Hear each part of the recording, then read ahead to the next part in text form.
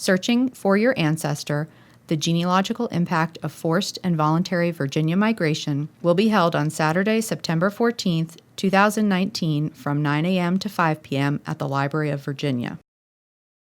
The 1619 arrival of Africans marked a pivotal moment in Virginia's history and eventually caused major shifts in its economy and culture.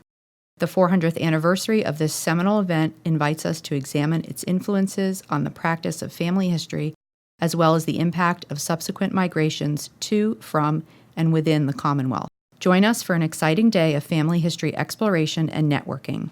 Keynote speaker Rick Murphy will discuss the 400 commemoration of the first documented Africans in English North America.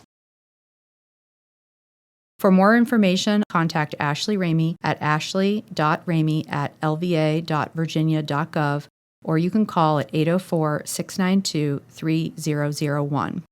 Go to our website at www.lva.virginia.gov.